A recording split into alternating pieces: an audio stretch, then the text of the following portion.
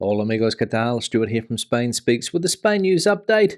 And Spanish Prime Minister Pedro Sánchez has sent a stern warning to Vladimir Putin after Russia the other day invaded Ukraine. But more about that in just a moment. Firstly, a big thanks to all of the people that left comments on the last video.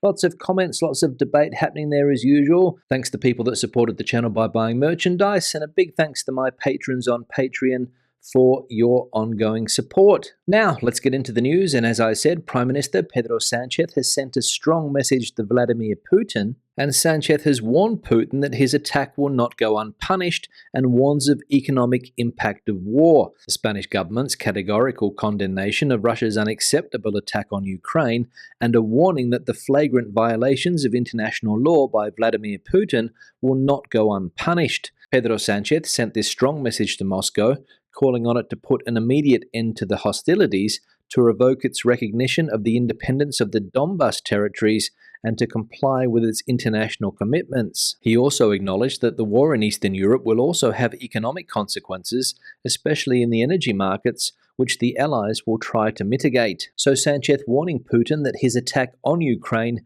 will not go unpunished. Now I imagine that Mr. Putin is currently shaking in his boots after hearing Sánchez's words yesterday. Now, there were various anti-war protests around Spain yesterday, and one famous Spanish activist is leading the charge. And that activist is none other than Oscar winner Javier Bardem, and yesterday he revived the No to War chant in front of the Russian embassy in Madrid and called the invasion an atrocity. 19 years after the cry no to war against Spain's intervention in the Iraq War, the actor Javier Bardem has joined a new anti-war protest this Thursday. The Oscar nominee for his role in Being the Ricardos joined dozens of Ukrainians in front of the Russian embassy in Madrid, where he called the Russian invasion of Ukraine an atrocity. Putin is closer to Tsarism and ultranationalism than anything else, he said. And many people will no doubt remember Javier Bardem protesting 19 years ago in the No a la Guerra demonstrations in Madrid that were against Spain's involvement in the Iraq War. Now, as we know, Spain is a member of NATO, but what we don't know is what NATO is going to do against Vladimir Putin. But in any case, nearly 800 Spanish soldiers deployed with NATO are on Russia's doorstep. The Spanish armed forces currently have a total of 784 troops deployed in Eastern Europe, participating in the operations launched by NATO to deter Russia after the annexation of Crimea in 2014. The largest contingent is in Latvia, where the Spanish army has maintained a tactical group with 350 soldiers since 2017, equipped with 6 Leopard tanks and 15 Pizarro armoured vehicles. The Spanish soldiers are part of Operation Enhanced Forward Presence and are integrated into a multinational battalion under Canadian command. So close to 800 Spanish soldiers on the Russian border, ready to attack if necessary. Now back to some local news now. An opposition leader, Pablo Casado, has managed to hold on to his job for the time being. And as we can see here, Casado will remain leader of the PP until the extraordinary Congress in April and pledges not to stand for election. Despite the pressure from the territorial bosses, Pablo Casado will remain at the head of the Partido Popular until the holding of the extraordinary Congress in which his successor will be chosen and where all the polls point to the president of the Junta, Alberto Núñez Feijóo, who has not yet taken the step. This is what they decided on Wednesday in a meeting that lasted until the early hours of the morning at the headquarters of Calle Genova, where the still National Popular leader has pledged not to attend the Congress to be held on the 2nd and 3rd of April. So PP leader Pablo Casado deciding to hold on for another month, obviously waiting for those revolving doors to open. And we'll no doubt shortly see which Spanish multinational or think tank Mr. Casado moves to. Now, there's been an update on the alleged irregular contract saga that is plaguing the Madrid government, and it is that the community of Madrid acknowledges that Ayuso's brother received 283,000 euros from Priviet. The community of Madrid reported on Thursday that Tomás Díaz Ayuso, brother of the president Isabel Díaz Ayuso, invoiced the company Priviet Sportive a total amount of 283,000 euros in 2020, precisely the amount that Pablo Casado spoke about in his interview on the radio station explaining that the figure is substantiated in 4 invoices corresponding to 4 different jobs. Of these 4 invoices, they argue, only one of them has to do with a contract from the Community of Madrid. That invoice is for 55,850 euros plus VAT. So something's going on there with the brother of Madrid president, Ms. Díaz Ayuso, not really sure what it is, but unusual to invoice such a large amount in 2020 when the rest of the country was on its knees. Now let's have a look at a summary of the health situation in Spain, and we can see that accumulated incidence rate is now down to 648, hospital pressure is now down to 6.3%, and ICU pressure is currently at 12%. And as we can see from the map on the left, 3 autonomous communities here in Spain have now changed colour: Andalusia, Castilla-La Mancha, and Madrid. So the health crisis in this country slowly getting better. Now anybody who spent time in the Valencian community here in Spain would be familiar with the drink horchata, and apparently horchata is Spain's white gold super drink. Stretching across the drying room in a vast rippled expanse, the Tigernut seems almost like desert dunes. Firstly, they are not nuts, despite being firm and brown, but tubers of the sedge plant Cyperus esculentus. And in spite of their particular misshapen looks, they're considered the ultimate health food. They're packed full of nutrients like fiber and iron, making them great for gut health and are gluten and lactose-free too, said Annie de la Prida, who co-founded the Tigernut company in 2016.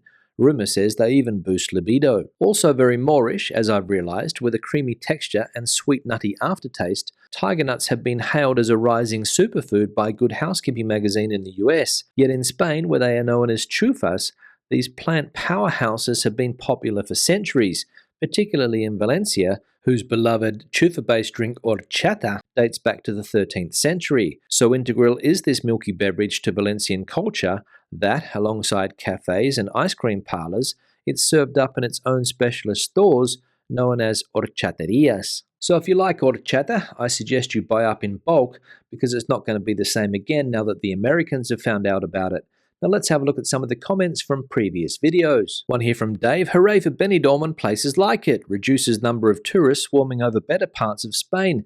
Keep them there. Yeah, Dave, thanks for the comment, and that's the first of a couple of comments that we'll see about Benidorm, given that Benidorm featured in the news here the other day. The article that we saw the other day, if I remember correctly, was from the Express newspaper, and it was about some British people who were complaining that they couldn't get a decent Spanish meal in Benidorm. And another person in the article said that Benidorm was too British and it wasn't an authentic Spanish holiday destination. But having visited Benidorm last year, I can honestly say that that is not the case. Yes, there are lots of British pubs and restaurants, and yes, they do stand out, but you can find authentic Spanish cuisine there. In fact, the Spanish people that I went there with said that they had one of the best Spanish rice dishes that they have ever had in Spain. So yes, you can get a cheap pint in Benidorm, yes, you can get fish and chips in Benidorm, and you can also get a pie with mushy peas, but you can also find authentic Spanish cuisine and authentic Spanish tourists in Benidorm. One here from Marty: Benidorm, especially its beaches, is a beautiful part of the world. Reminds me a bit of surfer's paradise in Australia minus the humidity. It's so sad when overseas tourists change the character of a place up to a point where it doesn't even seem like part of the country anymore. It's a pity so many businesses live off the tourist dollar, and there's not much that can be done about that. Yeah, Marty, thanks for the comment, and you're right, Benidorm does have some fantastic beaches, but it's what's in front of those beaches which makes Benidorm an ugly place to look at. High-rise apartment block after high-rise apartment block, and you're right, it's similar to the Gold Coast. But if you're in Benidorm and you look out towards the ocean and you forget what's behind you, it can seem like an attractive place. And when it comes to a huge amount of businesses living off the tourist dollar, it's not only Benidorm that has that problem, that's the economy that Spain has built over the last 30 years or so. One here from Thea: hi Stuart, I really enjoy your content. I'm a student from the US planning to study abroad. I recently found there is a level 4 travel warning to travel to Spain. What are your thoughts on why this might be? I know that COVID as well as civil unrest are among the reasons, but as I do not yet live in Spain, I don't have an on-the-ground perspective. Thanks. Yeah, Thea, thanks for the comment, and you're right, the United States currently has a level 4 warning against travelling to Spain. As we can see here from a US government website, Spain Travel Advisory, Spain level 4, do not travel. Do not travel to Spain due to COVID-19.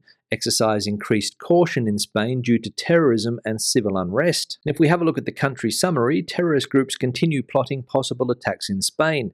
Terrorists may attack with little or no warning, targeting tourist location, transportation hubs, markets, shopping malls, local government facilities, hotels, clubs, restaurants, places of worship, parks, major sporting and cultural events, educational institutions, airports, and other public areas. Demonstrations are common. They may take place in response to political or economic issues on politically significant holidays and during international events. So there we go. As we can see, according to the United States government, Spain is a dangerous place. But in my opinion, the warnings there are completely over-exaggerated. For example, COVID, no worse here than in the United States or anywhere else in the world for that matter. Terrorism, yeah, it has happened here in the past, could happen again, but then again, that could also happen anywhere. And when it comes to civil unrest, as far as I know, the Spanish parliament hasn't been stormed by angry protesters with guns in the last 20 years. So to sum up, in my opinion, Spain is a lot safer than many places in the United States. So if I were you, I would enjoy my study abroad in Spain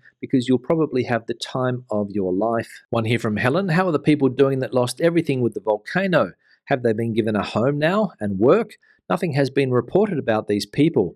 I feel for them. I watch the videos on YouTube every day. Yeah, Helen, thanks for the comment. Not 100% sure what's happening down there on the island of La Palma for people that lost their homes and jobs due to the volcano that erupted last year. But I did a quick check in the press and this is what I found. And as we can see from this headline from a few days ago, the first evicted by the volcano of La Palma denounced that they still do not have a house and the aid does not arrive. The first affected by the La Palma volcano, who had to flee their homes without being able to save anything, demand that they be given a home and that the aid really arrive. So there we go, and I hope that answers your question. People whose livelihoods were destroyed by that volcano still waiting for aid. And if I'm completely honest, I'm not surprised by this because the government that we currently have here in Spain is slower than a wet week. One here from John: great vid as always, Stu, back in Spain. Bloody hell, the food prices! And the energy bill is due on the 10th. At least the beer is still cheap. Less eating, more drinking, I guess. And the sun is out. Hasta luego. Yeah, John, thanks for the comment, and all I can say is thank heavens beer is still cheap, because if it weren't, I'd have my bags packed and I'd be on the first flight out of here to Panama. And basically, you've summed up the two best things about this country: cheap beer and sun. And finally, one here from Diablo España: looking forward to seeing your neatly trimmed schnauzer. Yeah, Diablo, thanks for the comment, and the neatly trimmed dog is sitting on the couch behind me, waiting to make an appearance. I took it to the grooming salon the other day, and 22 euros later, we have a completely different looking dog. So without further ado, drum roll please. Here she is, and in my opinion, looking a whole lot better. On that note, I'll wrap the video up. Questions and comments, please leave them in the section below. Debate the video out as you normally do. Give it a thumbs up if you liked it, thumbs down if you didn't. I'll see you in the next one. Hasta luego. Sorry, we'll see you in the next one.